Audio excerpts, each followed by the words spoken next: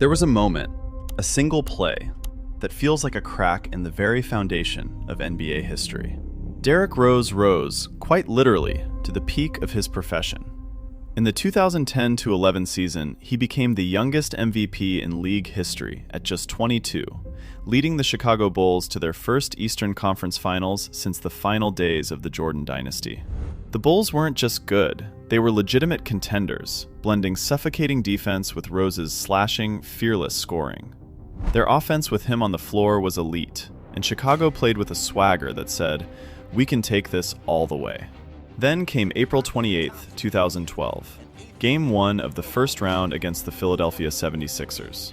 Rose was having a historic season, averaging nearly 22 points and almost 8 assists while pacing a top-seed Bulls squad.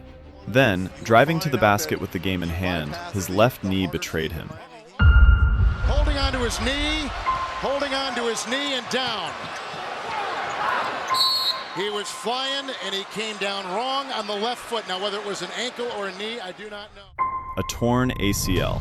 Season over. Title hopes shattered. We know what happened next. He missed the entire 2012-13 season, battled through more knee injuries, and never returned to true MVP form. He bounced around the league, a shell of the unstoppable force he once was. But imagine a world where that didn't happen. A Bulls team with Rose, potentially facing Miami's Big Three at full strength. Rose's slashing attack could have opened defenses, elevated teammates like Luol Deng and Joakim Noah, and, according to some former Bulls, might have toppled the Heat or Celtics had Rose stayed healthy. That's the beauty of a what-if. One injury didn't just alter one career. It changed MVP races, Bulls history, and who we even remember as the elite of the 2000s. In May 2016, the Oklahoma City Thunder were one win away from the NBA Finals. They had just taken a 3-1 lead over the 73-win Golden State Warriors in the 2016 Western Conference Finals. The Thunder were bigger, more physical, overwhelming, and at the center of it all was Kevin Durant, in his prime, alongside a relentless Russell Westbrook. Then it unraveled. Golden State stormed back, winning 3 straight games. OKC's season ended. 2 months later, Durant made the decision that would fracture the league. He signed with the very team that eliminated him. History tells us what followed. 2 championships, 2 finals MVPs, and dominance in the NBA Finals. But what if Durant had stayed? The Thunder were not a fluke. In 2016, they ranked among the league's best rebounding teams, had elite length on defense, and had already reached the finals once before in 2012. Run it back with internal growth and better late-game execution, and OKC might have broken through. Maybe they defeat Golden State the next year.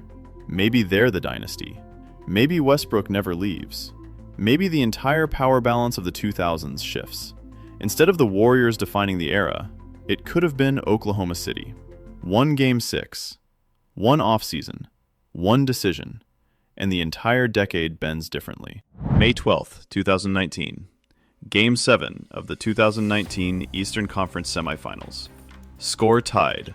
4.2 seconds left. Kawhi Leonard dribbles to the right corner, rises over Joel Embiid, and releases one of the most famous shots in basketball history. It bounced 4 times, and it fell. The Toronto Raptors advanced. The Philadelphia 76ers went home. Toronto eventually defeated Milwaukee, then an injury-riddled Golden State squad, and captured the 2019 championship. But what if that shot rims out? If it misses, the game goes to overtime. And momentum? It shifts instantly. Philadelphia had Jimmy Butler playing elite two-way basketball. Embiid was dominant defensively. Ben Simmons was pushing pace. That roster was built to win immediately. If the Sixers survive, maybe they're the team that faces Milwaukee in the Eastern Conference Finals. Maybe they're the ones in the NBA Finals. A championship changes everything. Butler likely stays. The front office doesn't pivot. The process is validated, not questioned. And Toronto? No title, no immortal moment. Kawhi's lone season becomes a near miss instead of a legend. 1 bounce separated a dynasty's validation, multiple careers' legacies, and the direction of 2 franchises.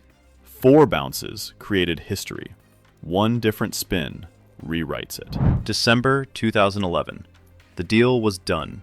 The Los Angeles Lakers had agreed to acquire Chris Paul from the then New Orleans Hornets in a 3-team trade involving Houston. Kobe Bryant finally had an elite playmaking point guard. The pick-and-roll combinations were already being imagined.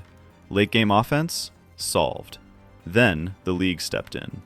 Because the NBA temporarily owned the Hornets at the time, Commissioner David Stern vetoed the trade, citing basketball reasons. Within days, Paul was rerouted to the Los Angeles Clippers, launching the Lob City era instead. But what if the veto never happens? In 2010-11, Paul averaged nearly 16 points and 10 assists per game, while ranking among the league leaders in assist percentage and advanced efficiency metrics. Kobe, even at 33, was still elite, averaging 27 points per game the season before. Pair a cerebral floor general with one of the greatest closers ever, and the Lakers' aging roster suddenly gets extended. Does Dwight Howard still join in 2012? Does that trio stabilize instead of implode? Do the Lakers disrupt Miami's Big Three in the finals? Does Lob City never exist? That veto didn't just stop a trade. It rerouted a decade. It split 2 franchises' futures. And it might have cost Kobe Bryant another ring. One signature, one reversal, and the early 2000s look completely different. Game 7 of the NBA Finals is supposed to be the purest form of basketball pressure. One night where every possession becomes a legacy. And for about 7 minutes, it looked like Tyrese Haliburton was about to write something permanent. He came out on fire. Haliburton drilled 3 early three-pointers in the opening minutes. The Pacers looked loose instead of terrified, and the entire game's energy shifted into that dangerous place where the underdog starts believing. Then it happened. One push-off. One step. Haliburton went down in the first quarter with a right lower leg injury that was later confirmed to be a torn Achilles tendon. And the finals changed instantly. Indiana's entire identity was built around his orchestration. The pace, the spacing, the chain reaction passes that turned good shots into wide open shots. NBA.com's coverage made it painfully clear. Once he exited, the Pacers had to reinvent themselves mid-Game 7, and Oklahoma City's defense could finally load up without the same fear of Haliburton's creation. So the what if is brutal and simple. What if he never goes down? Because if Haliburton stays upright, if that hot start continues, we're not talking about a great run. We're talking about a finals that might have swung, a ring that might have landed in Indiana, and a superstar moment that would have changed his entire career timeline overnight. One injury didn't just end a game. It may have decided a championship. June 22nd, 2017. The Los Angeles Lakers had the second pick in the draft. The franchise was rebuilding, desperate for its next cornerstone. They chose Lonzo Ball. 2 picks later, the Boston Celtics selected Jason Tatum. At the time, it felt reasonable.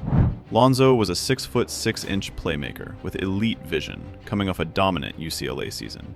Tatum was seen as a polished scorer, but not necessarily a franchise changer. But by his rookie year, Tatum was averaging 14 points per game on efficient shooting and leading Boston to the Eastern Conference Finals. By year 3, he was an all-star. By year 5, a 30-point-per-game scorer. So what if the Lakers take Tatum instead? Now rewind the LeBron dominoes. In 2018, LeBron James signs with Los Angeles. In reality, the Lakers later traded Lonzo and young assets for Anthony Davis. But if Tatum is the centerpiece, the leverage changes. Boston doesn't build around him. The Lakers suddenly have a 20-year-old wing who can score at all 3 levels, exactly the type of player that complements LeBron long-term. Does the Anthony Davis trade still happen? Or does LA keep Tatum and build a sustainable dynasty instead of an all-in window? One draft decision shaped 2 coasts. It strengthened Boston's future and forced Los Angeles into urgency mode. Flip that pick, and the rivalry might have been reborn for an entirely different reason. 3 championships in 3 years. From 2000 to 2002, the Los Angeles Lakers were inevitable. Shaquille O'Neal was the most dominant force in basketball, averaging 30 points and nearly 15 rebounds during the 2000 finals. Kobe Bryant was ascending fast, explosive, fearless, and already playing like someone chasing immortality. Then came 2004. The Lakers fell to the Detroit Pistons in the 2004 NBA Finals, and the tension that had simmered for years finally boiled over. Shaq was traded to Miami that summer. The dynasty fractured. But what if it didn't? Even after the finals loss, the numbers said they still worked. When Shaq and Kobe shared the floor, the Lakers' offensive efficiency remained elite. Opponents still had no answer for Shaq in the paint, and Kobe was entering his physical prime. Keep them together? Maybe adjust the supporting cast? And Los Angeles likely remains the Western Conference favorite for years. Does San Antonio still dominate the mid-2000s? Does Miami ever win in 2006? Does Kobe chase Shaq's legacy instead of trying to surpass it? If they stay aligned, 4 titles feels realistic. 5 isn't crazy. 6 suddenly makes the Jordan debate uncomfortable. Instead, we got 2 separate legacies, both historic. But together, they might have rewritten the definition of dominance. October 6th, 1993. At 30 years old, fresh off a 3rd straight championship, Michael Jordan walked away. The Chicago Bulls had just completed their first three-peat, defeating the Suns in the 1993 NBA Finals. Jordan averaged over 41 points per game in that finals, still the highest scoring average in finals history. And then, he retired. We know what happened next. The Bulls won 55 games without him in 1993-94, but fell short. The Rockets, led by Hakeem Olajuwon, won back-to-back championships in 1994 and 1995. But what if Jordan never leaves? Chicago likely remains the favorite. Scottie Pippen was entering his prime, Phil Jackson's triangle was humming. The East wasn't stronger, it was waiting. If Jordan stays, there's a real argument for 8 straight titles from 1991 through 1998. No Rockets back-to-back, no temporary power shift, no baseball chapter, no gap in the GOAT resume. And here's the bigger twist. Does burnout hit earlier? Does the second three-peat ever happen if there's no break in between? Jordan's first retirement created space for Hakeem, for uncertainty, for mythology. Because when he came back, it felt supernatural. Without that pause, maybe he's just dominant. With it, he became immortal.